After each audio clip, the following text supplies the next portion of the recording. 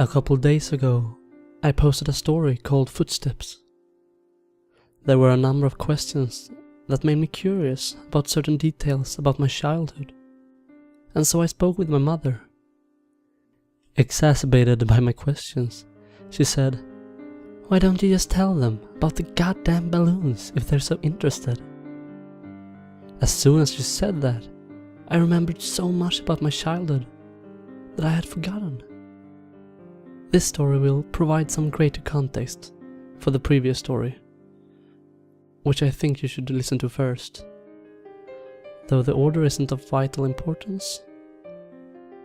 Listening to it first will put you in my place more effectively, since I remember the events of Footsteps first.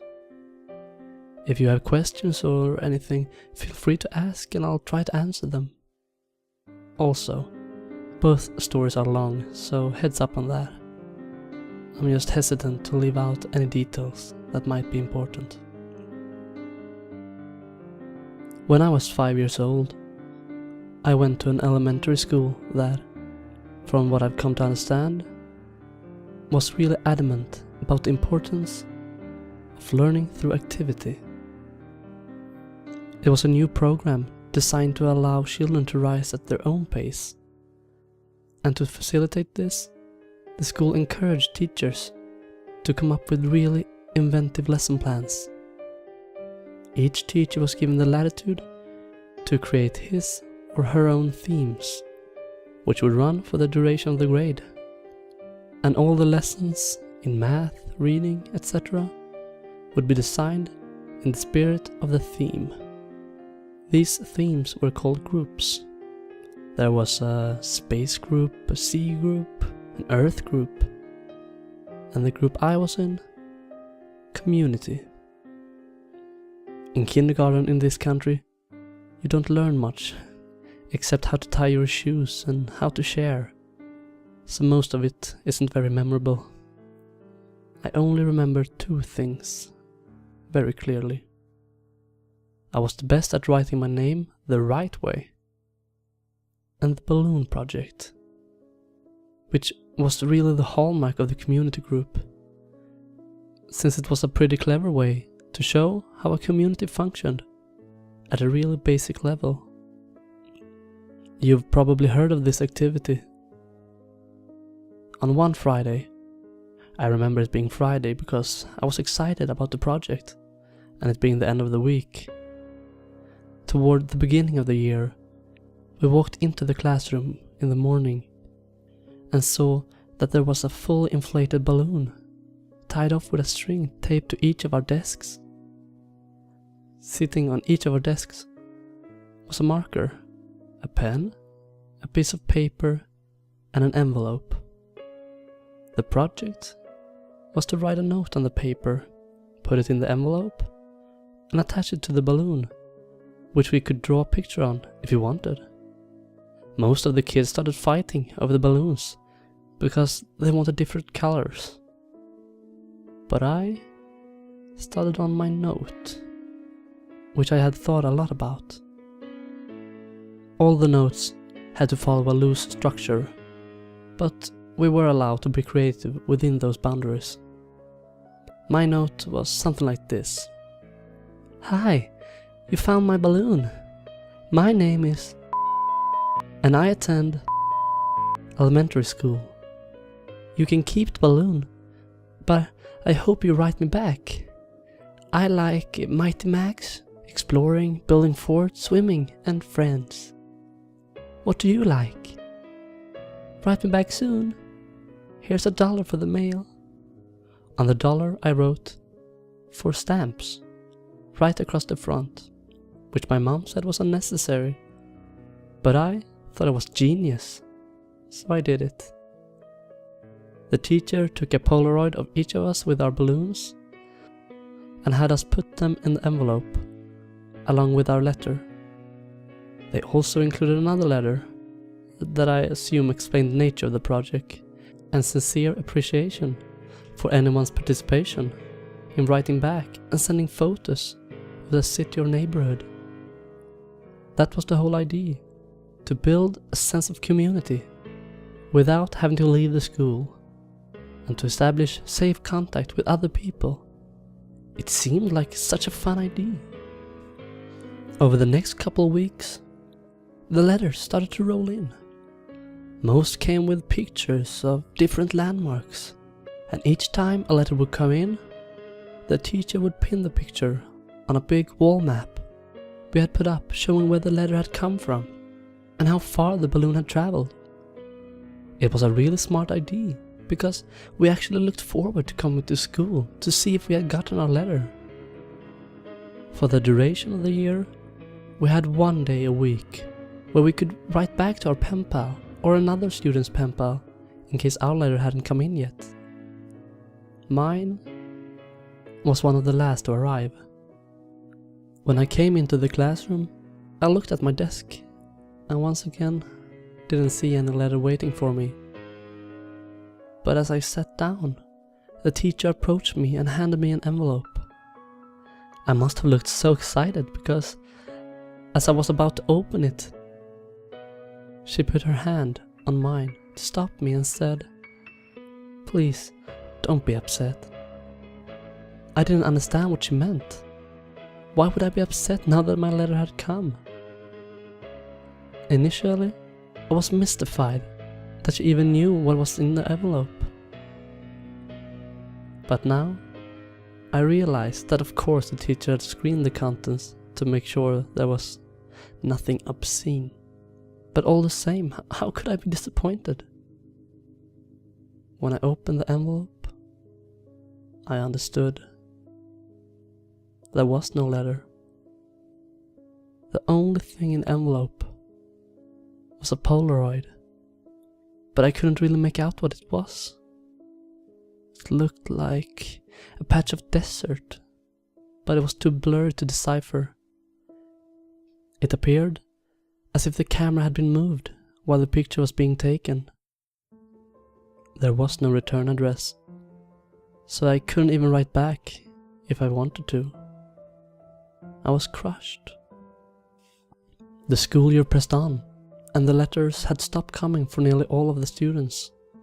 After all, you can only continue a written correspondence with a kindergartner for so long. Everyone, including myself, had lost interest in the letters almost completely. Then, I got another envelope.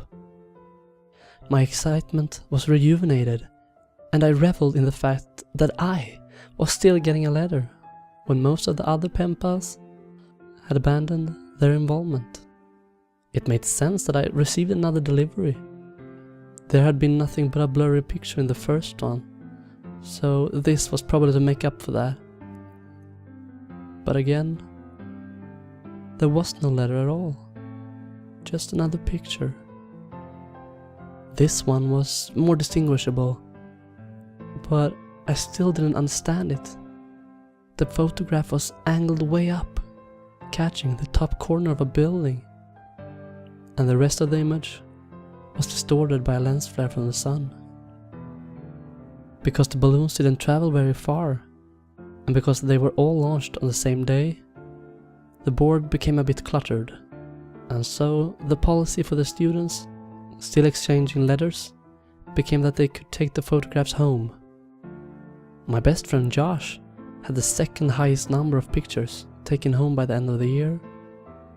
His Penpal was really cooperative and sent him pictures from all around the neighboring city. Josh took home, I think, 4 pictures. I took home nearly 50. The envelopes were all opened by the teachers, but after a while, I stopped even looking at the pictures. However, I've saved them in one of my drawers that house my collection of rocks, baseball cards, comic book cards, Marvel metal cards for those who might remember, and little miniature baseball batting helmets that I get out of a vending machine at Winn-Dixie after the T-ball games. With the school year over, my attention turned to other things. My mom had gotten me a small snow cone machine for Christmas that year, and Josh had really coveted it, so much so that his parents bought him a slightly nicer one for his birthday, which was towards the end of the school year. That summer we had the idea that we would set up a snow cone stand to make money. We thought we would make a fortune selling snow cones at $1. Josh lived in a different neighborhood, but we eventually decided that my neighborhood would be better because there were a lot of people who cared for their lawns. The yards in my neighborhood were slightly bigger. We did this for 5 weekends in a row, until my mom told us that we had to stop. And I've only recently come to understand why she did that. On the 5th weekend, Josh and I were counting our money. Because we both had a machine, we each had a separate stack of money that we put together in one stack, and we then split it evenly. We had made a total of $16 that day. And as Josh paid out my $5th, a feeling of profound surprise consumed me. The dollar said, "For stamps." Josh noticed my shock and asked if he had miscounted. I told him about the dollar and he said, "That's so cool, man." As I thought about it, I came to agree. The idea that a dollar had made it right back to me after changing so many hands floored me. I rushed inside to tell my mom, but my excitement, coupled with her being distracted by a phone call, made my story incomprehensible, and she responded simply by saying, "Oh wow, that's neat." Frustrated, I ran back outside and told Josh I had something to show him. Back in my room, I opened the drawer and took out a stack of envelopes and showed him some of the pictures. I started with the first picture. We went through about 10 before Josh lost interest and asked if I wanted to go play in the ditch, a dirt ditch down the street from my house, before his mom came to pick him up. So that's what we did. We had a dirt war for a while, but it was interrupted several times by rustling in the woods around us. There were raccoons and stray cats that lived in there, but this was making a little too much noise, and we traded guesses at what it was in an attempt to scare each other. My last guess was that it was a mummy, but in the end, Josh kept insisting that it was a robot because of the sounds that he heard. Before we left, he got a little serious and looked at me right in the eyes and said, "You heard it, didn't you? It sounded like a robot. You heard it too, right?" I had heard it, and since it sounded mechanical, I agreed that it was probably a robot. It's only now that I understand what we heard. When we got back, Josh's mom was waiting for him at the kitchen table with my mom. Josh told his mom about the robot. Our moms laughed, and Josh went home. My mom and I ate dinner. And then I went to bed. I didn't stay in bed for long before I crept out and decided that, due to the day's events, I would revisit the envelopes, since now the whole affair seemed much more interesting. I took the first envelope and set it on the floor, and set the blurry desert Polaroid on top. I laid the second envelope right next to it, and placed the oddly angled Polaroid of a building's top corner on top, and did this with each picture until they formed a grid that was about 5 by 10. I was always taught to be careful with things that I was collecting, even if I wasn't sure they were valuable. I noticed that the pictures gradually became more decipherable. There was a tree with a bird on it, a speed limit sign, power line, a group of people walking into some building, and then I saw something that vexed me so powerfully that I can now, as I record this, distinctly remember feeling dizzy and capable of only a single repeating thought. Why am I in this picture? In this photograph of the group of people entering the building, I saw myself holding hands with my mother in the very back of the crowd of people. We were at the edge of the photo, but it was undeniably us. And as my eyes swam over the sea of Polaroids, I became increasingly anxious. It was a really odd feeling. It was the feeling you get when you are in trouble. I'm not sure why I was flooded with that feeling, but there I sat, floundering in the distinct sense that I had done something wrong. And this feeling only intensified as I looked on at the rest of the photos after the one that had so powerfully struck me. I was in every photo. None of them were close shots. None of them were only of me. But I was in every single one of them. Off to the side, in the back, bottom of the frame. Some of them only had the tiniest part of my face captured at the very edge of the photo. But nevertheless, I was there. I was always there. I didn't know what to do. Your mind works in funny ways as a kid. But there was a large part of me that was afraid of getting in trouble simply for still being up. Since I already had a looming feeling of having done something wrong, I decided that I would wait until tomorrow. The next day, my mom was off work and spent most of the morning cleaning up around the house. I watched cartoons, I imagine, and waited until I thought it was a good time to show her the Polaroids. When she went out to get the mail, I grabbed a couple of the pictures and put them on the table in front of me as I sat waiting for her to come back in. When she returned, she was already opening the mail and threw some junk mail into the trash can. And I said, "Mom, can you come here for a second? I have these pictures. Just give me a minute, honey. I need to mark this on the calendar."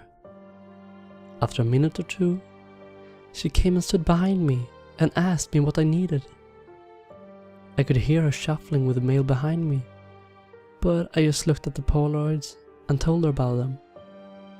As I explained more and pointed the pictures, her frequent uh-huhs and okays decreased, and she was suddenly completely quiet and only making a little noise with the mail. The next noise I heard from her sounded as she was trying to catch her breath in a room that had no airlift in it. At last, her struggling gasp was conquered, and she simply dropped the remaining mail on the table and ran to the kitchen to get a phone. "Mom, I'm sorry, I didn't know about these. Don't be mad at me." With the phone pressed to her ear, she was walking, running back and forth, and shouting into it. I nervously fiddled with the mail sitting next to my Polaroids. The top envelope had something sticking out of it that I thoughtlessly and anxiously pulled on until it came out. It was another Polaroid. Confused, I thought that somehow one of my Polaroids had slipped into the stack when she threw the mail down. But when I turned it over and looked at it, I realized that I had not seen this one before. To my dismay, it was me. But this one was a much closer shot. I was surrounded by trees and was smiling. But it wasn't just me, I noticed. Josh was there too. This was us from yesterday. I started yelling for my mom, who was still screaming into the phone. I repeatedly yelled for her until she finally responded with, "What?" And I could only think to ask, "Who are you calling?" I'm talking with the police, honey. But why? I'm sorry. I didn't mean to do anything. She answered me with a response that I never understood, until I was forced to revisit these events from the earliest years of my life. She grabbed the envelope off the table, and the picture of Josh and I spun and slid, landing next to the other Polaroids in front of me. She held the envelope up to my eyes, but I could only look at her and watch as all the color began draining out of her face. With tears welling up in her eyes, she said that she had to call the police because there was no postmark.